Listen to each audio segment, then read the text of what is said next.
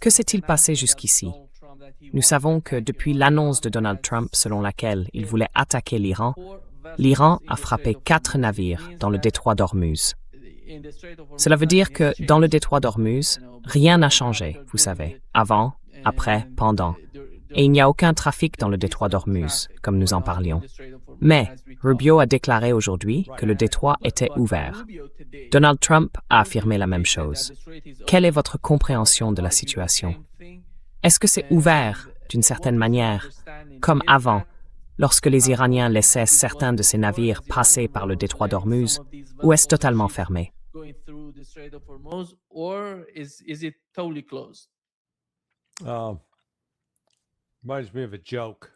Ça me rappelle une blague. Un ami à moi était un jour à un dîner de Thanksgiving et il y avait ce vieux monsieur grincheux à table. À un moment, la politique est venue sur le tapis et le vieux s'est énervé. « Appelez-moi un taxi ». Alors mon ami lui a répondu « Vous êtes un taxi ». Et là, le monsieur s'est encore plus énervé. Donald Trump affirme que le détroit d'Ormuz est ouvert. Ce n'est pas parce que vous le dites que c'est vrai. Vous savez, s'il disait « Il y a une licorne qui court dans mon jardin ». Oui, c'est comme dire que le détroit d'Ormuz est ouvert. Deux délires tout aussi fantaisistes.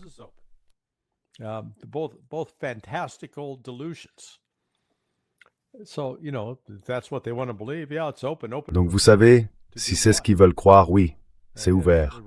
Ouvert à qui? Pour faire quoi? Comme l'Iran l'a clairement dit, c'est nous qui sommes aux commandes. Si vous voulez passer par ici, remplissez nos formulaires. Si vous voulez jouer au con et en subir les conséquences, allez-y. On vous frappera avec un drone, un missile de croisière ou autre chose. Donc vous savez, il ne fait aucun doute que cela reste un point de friction. L'Iran a sa position. Les États-Unis ont leur position fantaisiste. Alors on conserve le contrôle effectif du détroit d'Ormuz.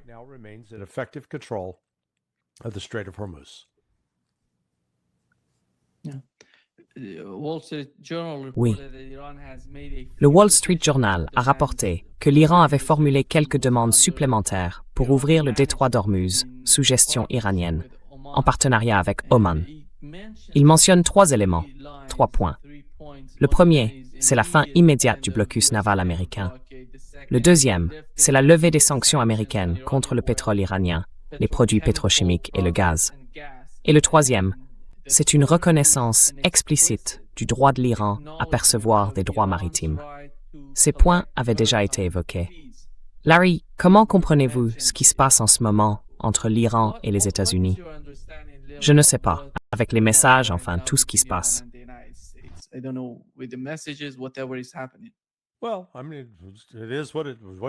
bien, je veux dire, c'est ce que vous venez de lire. C'est la position de l'Iran. Je dirais que le Wall Street Journal la rapporte avec exactitude. Et c'est aux États-Unis de décider.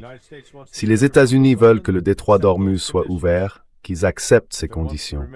S'ils veulent que le détroit d'Ormuz reste fermé, qu'ils ignorent ces conditions. Vous savez, il n'y a pas de zone grise. C'est noir ou blanc. Soit vous faites ce que l'Iran exige, soit le détroit reste fermé. Vous pouvez continuer à dire autant que vous voulez qu'il est ouvert. Mais dans les faits, les flux de pétrole, de GNL, de soufre, d'hélium et d'urée restent bloqués, interrompus.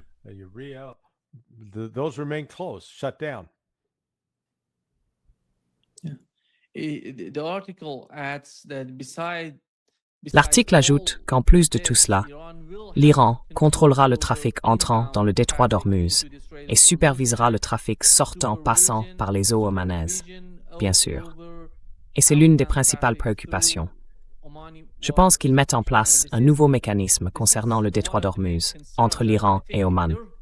Dans quelle mesure cela correspond-il à ce que vous comprenez?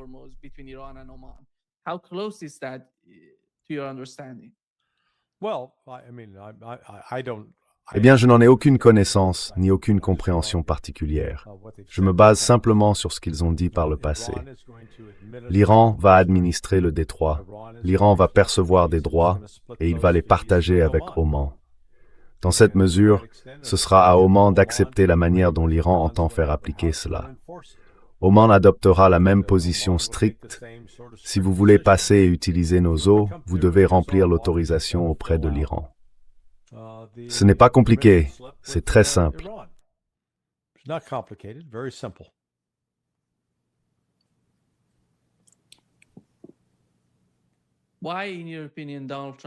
Pourquoi, selon vous, Donald Trump a-t-il décidé de ne pas attaquer l'Iran, si vous deviez l'expliquer? Beaucoup de gens parlent de TACO, et nous savons que cela fait partie de l'histoire récente de Donald Trump concernant l'Iran. Mais quelles sont, de son point de vue, les principales raisons de ne pas attaquer l'Iran?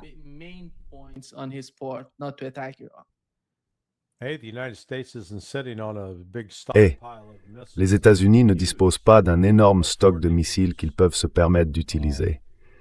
Chaque frappe contre l'Iran va encore réduire des réserves déjà limitées. C'est le premier point. Et le deuxième, ce sont les demandes, s'il vous plaît, de l'Arabie Saoudite, peut-être du Qatar. S'il vous plaît, n'attaquez pas l'Iran, parce que si vous le faites, nous allons être attaqués. Ou, si vous attaquez les cibles dont vous parlez, c'est nous qui allons en subir les conséquences. S'il vous plaît, ne le faites pas. Nous avons déjà assez souffert.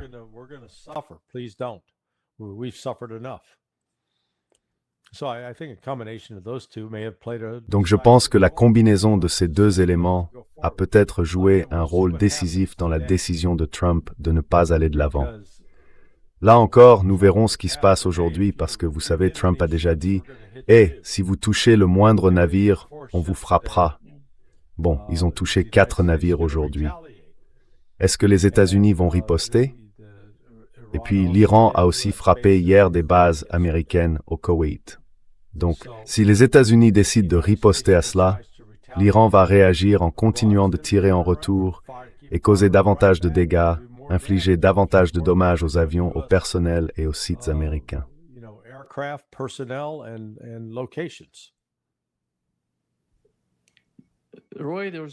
Reuters a rapporté que les États-Unis ne sont pas à court. C'est presque zéro, aucun stock missile PRSM. D'accord. Reprenons depuis le début, parce que ce que vous dites est contradictoire. Vous venez de dire qu'il ne manque de rien, et maintenant vous dites qu'ils en manquent.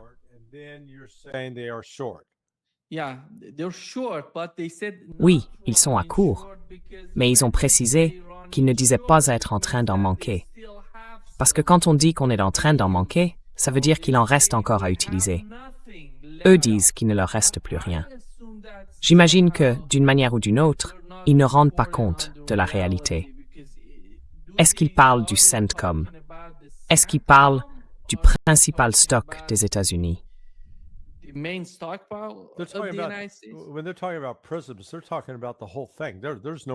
Quand ils parlent des PRSM, ils parlent de l'ensemble du stock. Il n'y a plus de PRSM disponible.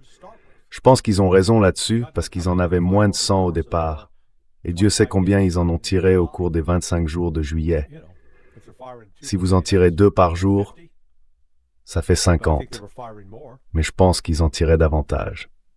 Donc oui, les États-Unis ont épuisé leur stock de PRSM, de THAAD, de PAC-3, je ne sais pas combien. Il était aussi question des attaques MS. L'article mentionne les attaques MS. Oui, et même s'ils ont encore quelques attaques MS en place. Et alors, vous ne pouvez les utiliser depuis le Koweït que contre, comment ça s'appelle? Avaz. C'est cette ville iranienne tout au nord-ouest. C'est bien Avaz? Quelle partie? Au Koweït? Non, en Iran? En Iran? Dans quelle région d'Iran? La partie nord-ouest, celle qui est près de... C'est Avaz ou Abadan? Avaz, oui, dans l'ouest de l'Iran. Près de la frontière irakienne. On peut l'atteindre avec des attaques MS tirées depuis le camp de Buering, par exemple. Mais à part ça, ça n'a aucun effet à l'intérieur de l'Iran, parce que sa portée est tout simplement très limitée.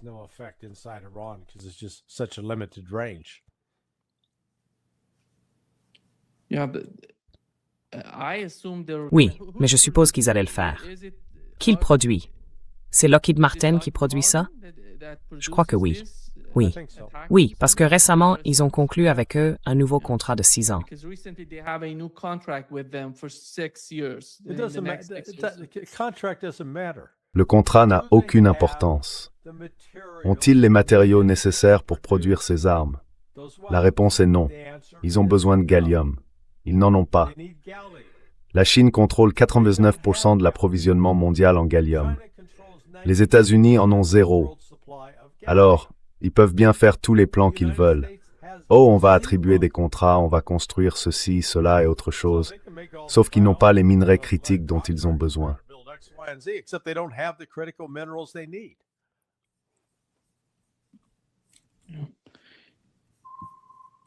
Oui, l'Arabie saoudite a également été attaquée par des Yéménites. Cela fait partie du conflit en Asie de l'Ouest. Et aujourd'hui, j'ai parlé avec Miranda. Il a dit qu'il n'y avait aucun moyen de parler avec les États-Unis. D'abord, il a affirmé qu'il n'y avait aucune négociation entre les deux parties. Les seules négociations ont lieu entre l'Iran et Oman. L'autre point, c'est qu'ils vont ajouter le Yémen, l'Iran, Gaza et la Palestine aux discussions. Et dans le cas de la Palestine, il a indiqué que la situation avait sa propre complexité, en raison de ce qui s'est passé avec le Conseil de la paix et tous ces pays de la région qui ont signé cet accord avec les États-Unis sur la Palestine.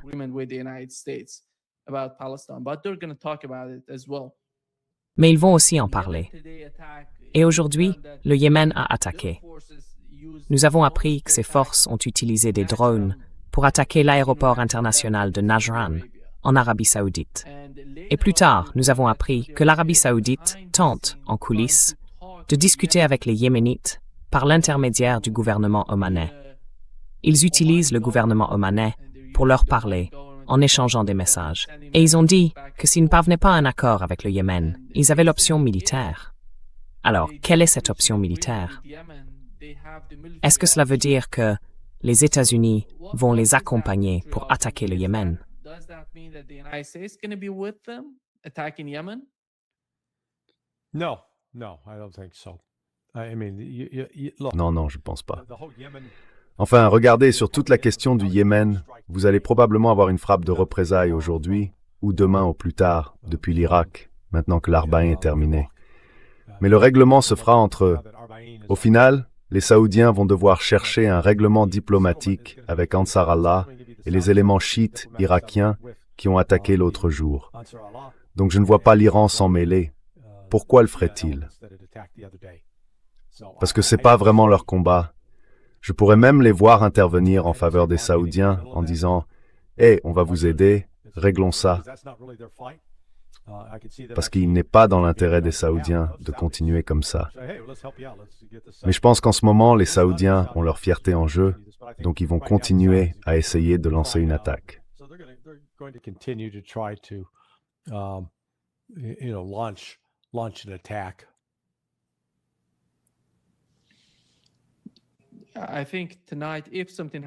Je pense que ce soir, si quelque chose se produit ce soir ou demain soir, cela viendra d'Irak et des forces présentes en Irak. Mais est-ce que cela les aidera s'ils négocient avec les Yémen? Est-ce que cela permettra, d'une manière ou d'une autre, de désamorcer la situation avec l'Irak? Ou bien les forces irakiennes voient-elles les choses différemment?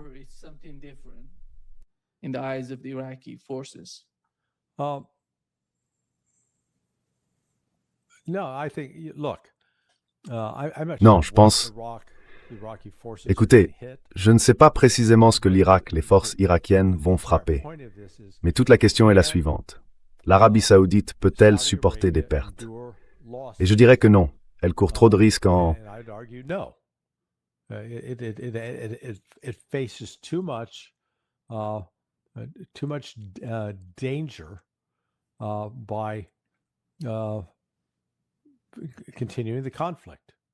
En poursuivant le conflit, il a davantage à perdre que le Yémen ou que les Irakiens.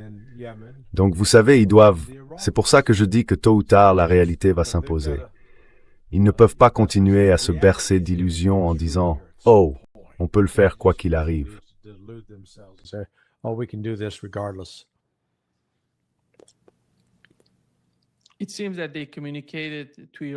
On dirait qu'ils ont fait comprendre aux Iraniens que ce n'était pas l'Arabie saoudite qui attaquait l'Irak, c'était les États-Unis. Et l'Arabie saoudite en faisait partie. En fait, le soir même où ils ont attaqué l'Irak, je demandais, je ne sais pas si j'étais avec vous ou si c'était dans mon émission en solo, je demandais comment les États-Unis peuvent-ils accepter que l'Arabie saoudite participe d'une manière ou d'une autre à l'attaque contre l'Irak. Parce que c'est pas courant. Si vous attaquez quelque part, il faut s'entraîner, il faut coordonner tout ça.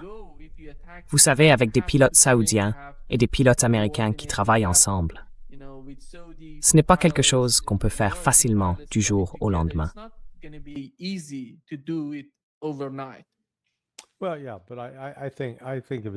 Eh bien oui, mais je pense que c'était plus probablement les Saoudiens que les États-Unis, même s'ils ont dit que c'était les États-Unis.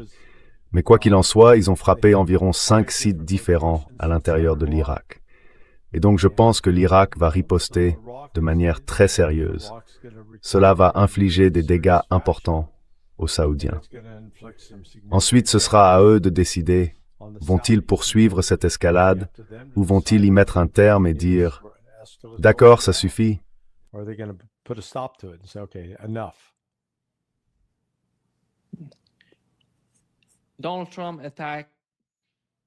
Donald Trump s'en est pris à Exxon et Chevron aux États-Unis. Il a dit que ces gens gagnent beaucoup d'argent, et pas seulement à cause de la situation, des arbitrages liés au pétrole ou des pénuries sur le marché. Ils gagnent beaucoup d'argent, mais ils ne contribuent pas, d'une manière ou d'une autre, vous savez, à équilibrer le marché aux États-Unis. Ils n'aident pas le marché à faire baisser le prix du pétrole.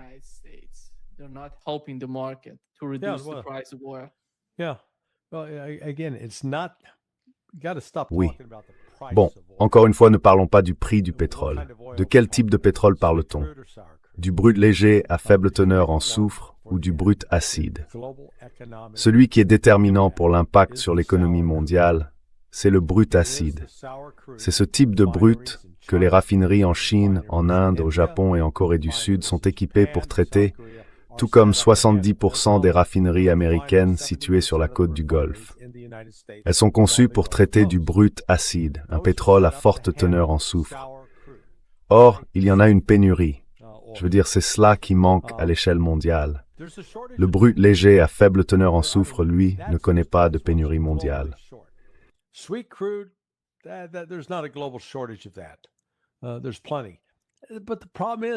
Il y en a beaucoup.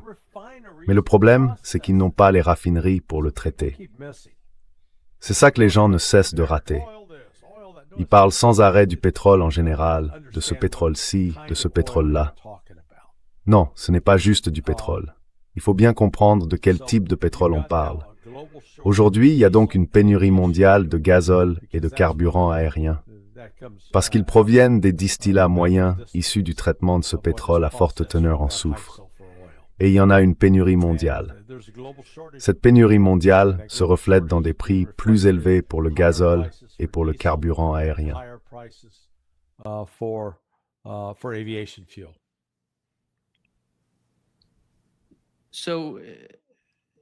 Alors pourquoi a-t-il besoin de s'en prendre à ces deux énormes entreprises? Elles soutenaient Donald Trump. Elles gagnent de l'argent. Donald Trump fait partie de ce système. Enfin, qu'entendez-vous par s'en prendre à elles? S'en prendre à elles? Il a dit qu'il n'était pas content d'elles. Il ne l'aide pas. D'accord, donc il n'est pas content d'eux. Tant pis pour lui. Oui, parce qu'elles ne l'aident pas face à la situation dans laquelle il se trouve.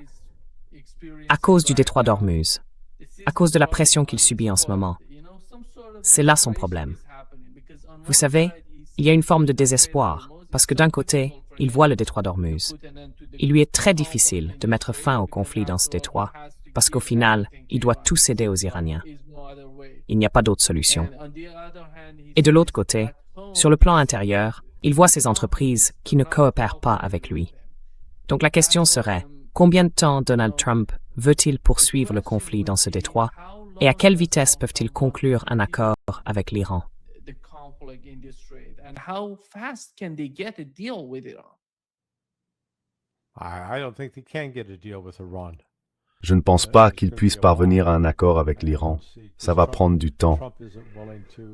Je ne vois pas comment, parce que Trump n'est pas disposé à conclure cet accord. Donc tant qu'ils ne l'auront pas conclu, les marchés vont rester en pleine tourmente. Et il peut bien crier sur ces entreprises autant qu'il veut, mais qu'est-ce qu'elles sont censées faire? Elles ne peuvent pas. Vous savez, elles traitent du pétrole. Or, l'offre mondiale de pétrole à forte teneur en soufre est limitée à cause de l'interruption qui a eu lieu dans le Golfe Persique. Entre 20 et 25% de l'approvisionnement mondial de ce pétrole soufré venait du Golfe. Ce n'est désormais plus le cas. Les États-Unis recevaient environ 10% de ce qui en sortait, entre 8 et 10%.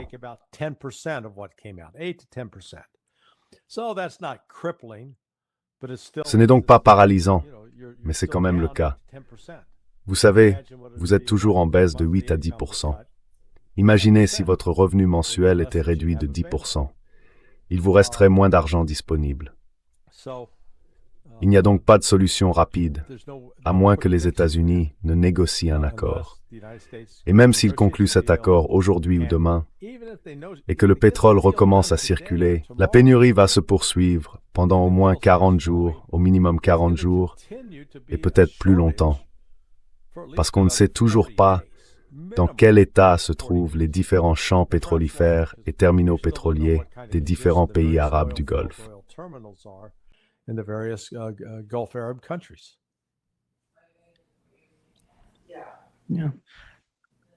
How? Oui. Vous pensez que ce serait dans l'intérêt de l'Iran? Ou bien vous voyez l'Iran comme jouant simplement un jeu? À mon avis, ils ne veulent pas aider Donald Trump.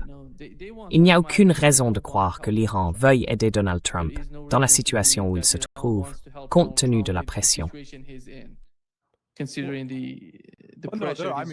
Je veux dire, ils ne cherchent pas à aider Donald Trump. Ils cherchent à s'aider eux-mêmes. Donc la question, c'est qu'est-ce qui est dans l'intérêt de l'Iran? Alors, s'en accommoder, ça veut dire qu'ils vont accepter la situation. Je ne sais pas, qu'est-ce qu'ils peuvent? Enfin, quel serait le compromis pour Donald Trump?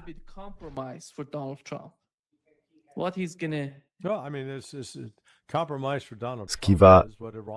Non, je veux dire le compromis pour Donald Trump, c'est ce que l'Iran a dit.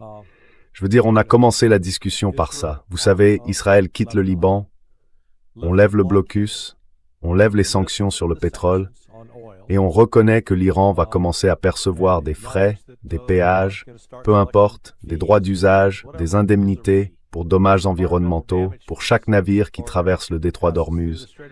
Et vous savez, accepter tout ça, et le trafic recommence à circuler. Mais je ne vois pas Trump accepter ça. Or, c'est la position de l'Iran, et je ne vois pas du tout l'Iran bouger de cette position. Ils vont continuer d'insister, non, c'est notre exigence.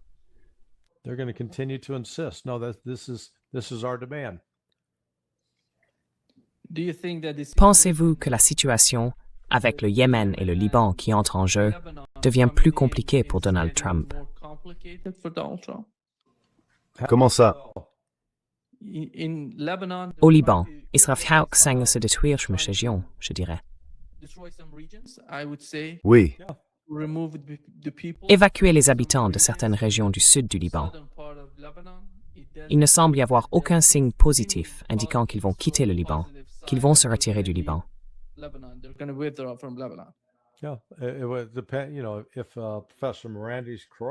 si le professeur Morandi a raison, et que l'Iran en fait l'une de ses exigences qui font capoter l'accord, alors si les États-Unis refusent de contraindre Israël à le faire, alors qu'ils le peuvent, malgré tous leurs discours musclés et leurs rodomontades, les Israéliens restent, au bout du compte, dépendants des États-Unis.